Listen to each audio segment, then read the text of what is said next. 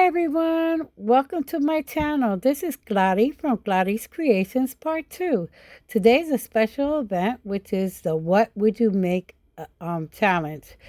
And our special host will be Brenda from Rustic and Lace and Christine from Divine Designs.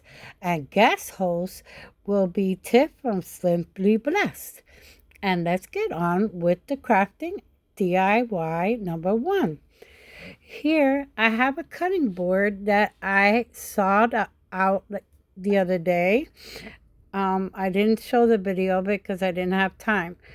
But I'm showing you here how I'm going to drill a hole in it and how it's safe for you to use a piece of wood underneath when you're doing it.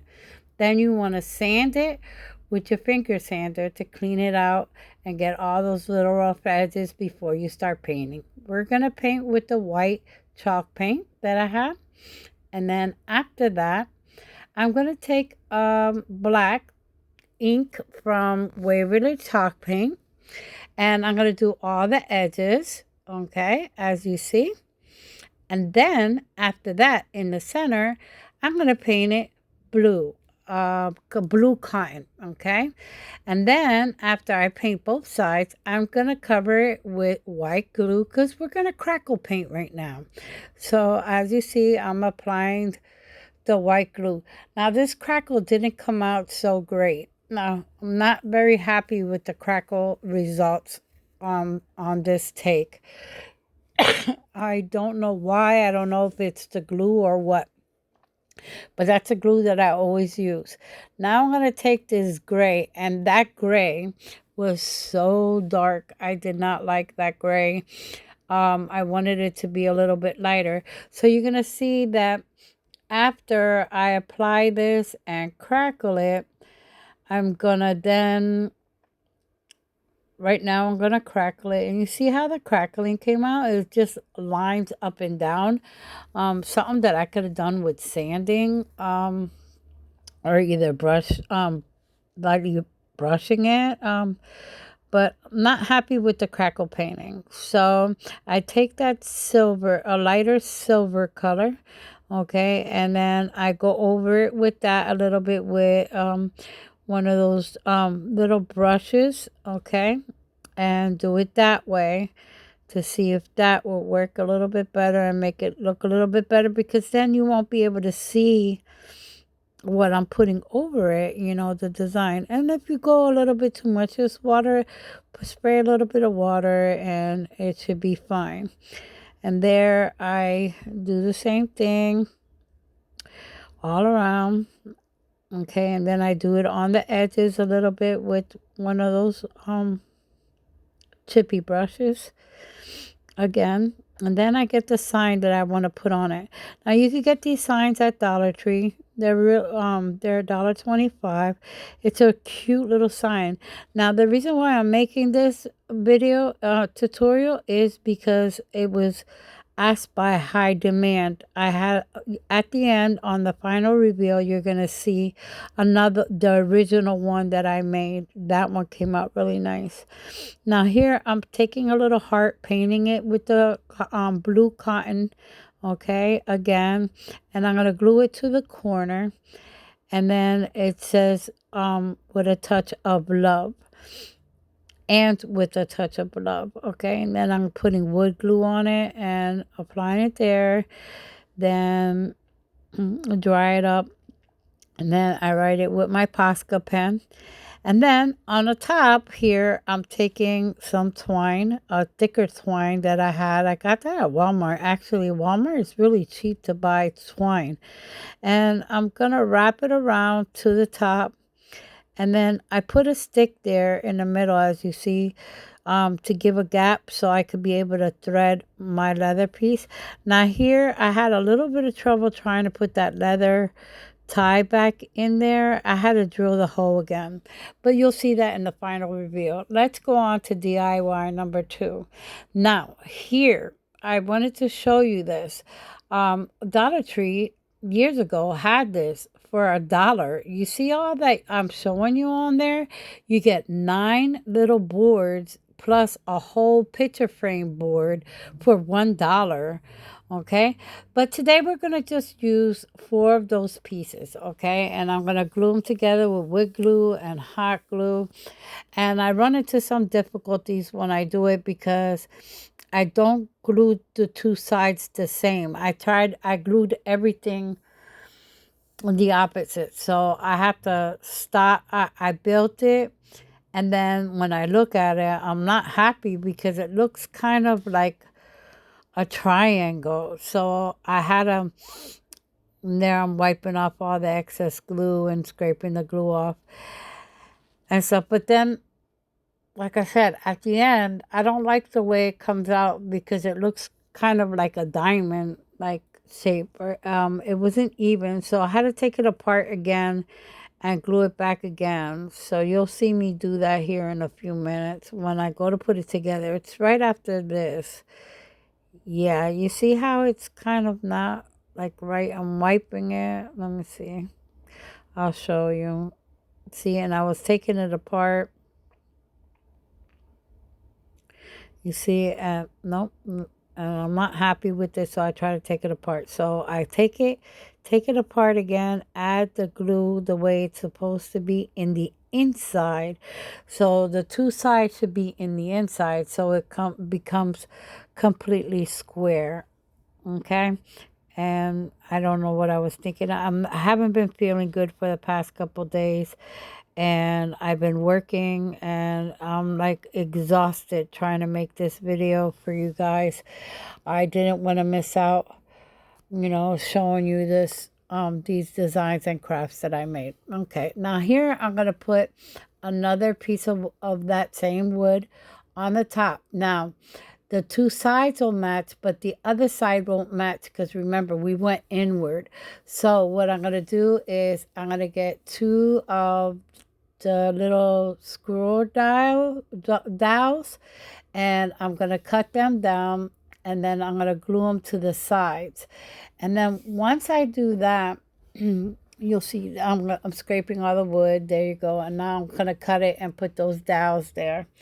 Okay, and once I do that, the reason why I'm doing that is because I'm going to fill it in with some caulking. All right, it's called painter's caulk. It's a really good caulk to have. Right there it is. It's Fidap. It's cheap. You just apply it, and just like you would do your bathtub or anything like that, that's how you would do that, and it dries really quickly. You could paint over that and you will never even know that that was caulked at all. Okay, it's very smooth and very forgiving. So you see how I didn't go all the way to the end. I leave a gap. All right, so because you're pushing it downwards and you'll have less mess. Then you just wipe everything down with a damp cloth. Okay, and voila, and already the other side is dry. So here I take a little round ornament that I had because I couldn't find a round circle that was small enough. So I took this down ornament, I'm sorry, and I cut it down, sand it. Okay, and that's what we're gonna use as our little clock for the scale. Okay, and I'm also showing you here that I'm gonna decorate all the trimming around this scale with hot glue and a trim instead of using resin or anything like that, or clay. I use hot glue. You could always use hot glue because it's flexible and movable. Okay, and then I take my round circle, painted it white. Then I'm gonna cover it with Mod Podge. Okay, and I start with this brush. I don't even know why I was painting it with that brush. All that does is leave streaks and stuff. So then I go and I get, there you go, my fan brush, and then I smooth that out, let it dry. Then I go and get the picture of the scale that I printed out a couple days ago. And I fussy cut all the way around slowly, as you see there. And there you go.